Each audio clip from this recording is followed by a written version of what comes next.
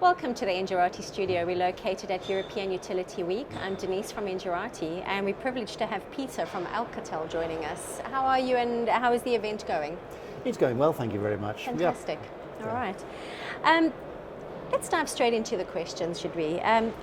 What approach should utilities take to cybersecurity? First off, they shouldn't ignore it. Right. And there are stories of utilities who've said, I don't need to worry about this. Right. But technology is moving on. The threats from cybersecurity are also evolving, so utilities must not ignore cybersecurity, no matter what technology they end up using. And I think they should be taking a layered approach. And what I mean by that is taking a view of from management. Management's got to buy in, management's got to say, this is what is serious, we've got to do this. They've then got to take a look at their people and the processes to make sure they support security and they understand the issues involved before you then end up in the technology. And how can the technology protect you? Maybe it's encryption, certainly it's firewalls, it's certainly things like authentication, authorization, and having the appropriate processes in place, which is absolutely critical. So that layered approach, if they go down from top down, that will actually help them get to a fairly robust defense against the evolving cybersecurity threats. Fantastic. How can network group encryption protect Ethernet-based and IP-based smart grid applications? This is, from our point of view, a very good way of protecting the content of a network. There's various ways you can encrypt information. One of our customers in Europe has decided they're going to encrypt at the base level. They're just basically encrypting everything that goes onto the fiber. Fine, that's what they have chosen to do. If you don't want to go that far, network group encryption allows you to make user groups of like-minded applications or like-minded people and encrypt just that traffic.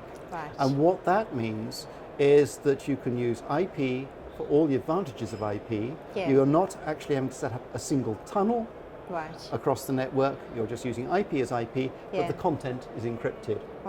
Means that you can have multiple sessions going on the same network, but only the user who's got the appropriate keys can read what's going on inside the network. Let's talk about the IPMPLS advantages. You want to just expand on those for us? The world is packetizing at the end of the day at the moment.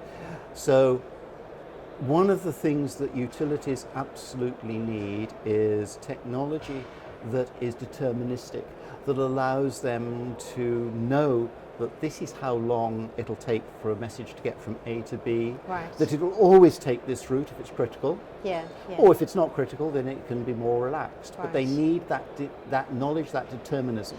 IPMPLS gives you that ability to be able to put a message in at one end and know that within a certain time scale, and for applications like teleprotection this is critical, that will come out within, let's say, 6 milliseconds at the other end, and always consistently at the same time, because you know the route it's taking, you know the backup route it's going to take when things start to fail, and you know exactly how it is going to behave if you need to. You've got the option, as I say, if you need to. If you don't need that sort of level of protection, fine, you don't have to have it. But the next thing is, what happens if, say, for instance, you've got a microwave link that is getting congested? IPMPLS, again, through quality of service, will allow you to start discarding less important traffic. So the critical traffic will always get through.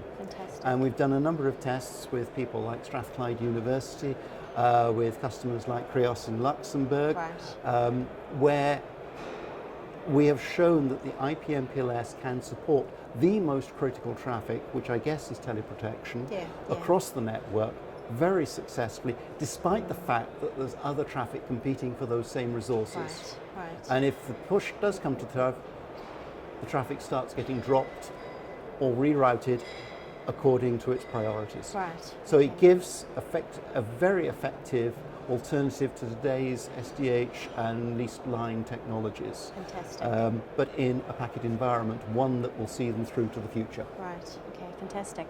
Oh, what are the challenges of the IP-MPLS transition?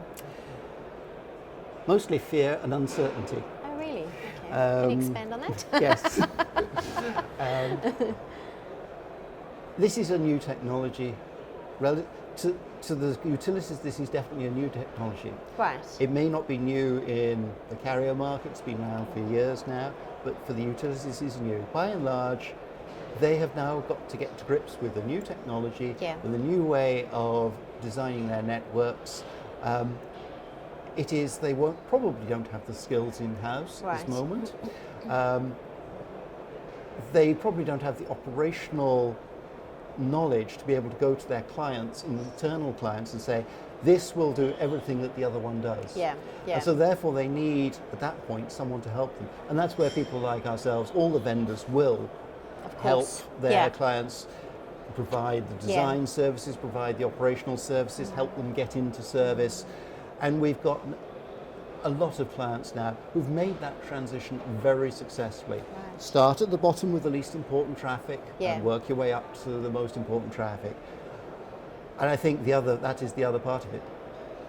Choosing technology that has got the references. We've proven that this works in a lot of different customers. That is actually counting for a lot. Because at the end of the day, a utility does not like being the first. No, of course, there's too much risk involved, and that means money wasting and time wasting, isn't it, really? Yes. Okay. What is the future of IP technology?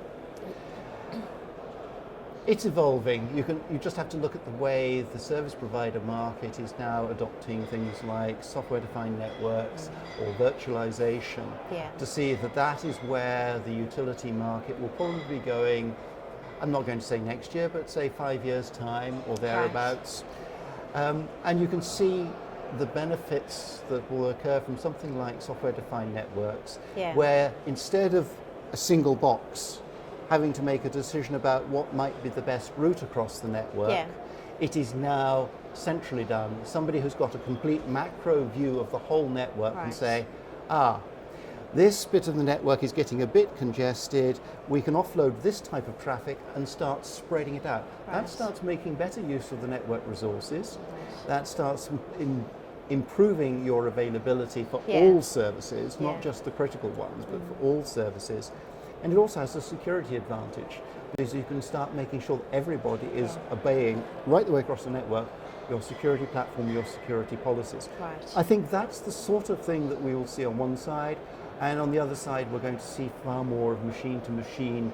There's going to be far more devices going out into that network, which need managing, who are going to produce data, which needs analyzing, which needs communication sitting behind it. So there's going to be far more to the edge requirements for communications, reliable communication, more so than there is today. Okay. Based on those trends that you've just mentioned now, what would be your advice to utilities? I think a utility has to accept that the old order of things of SDH, time division technologies, it is going to end. The service providers are starting to take them out of their networks. The market is dying and shrinking. Life is going to move to packet for that reason, but it's also going to move to packet because that's where the new devices are going to come from. And so today's generation of SCADA devices, of the IEDs that might be out in the network, are going to be packet-based. So I think the first thing is accept that life is going to move to packet. Don't be scared about it. There are plenty of people, not just the vendors, but there are now plenty of utilities out there who've got the experience and who are only too willing to share that experience with others. And finally, don't forget the cybersecurity. Build that into your plans up front. Don't add it on afterwards. Sound piece of advice. Thank you so much for joining us in the studio, and I hope the rest of the event goes really smoothly and is really fruitful. Thank you very much. Thank you. And to our viewers, thank you so much for joining us. Have a look at the other interviews that we will be conducting over the next couple of days. Thank you.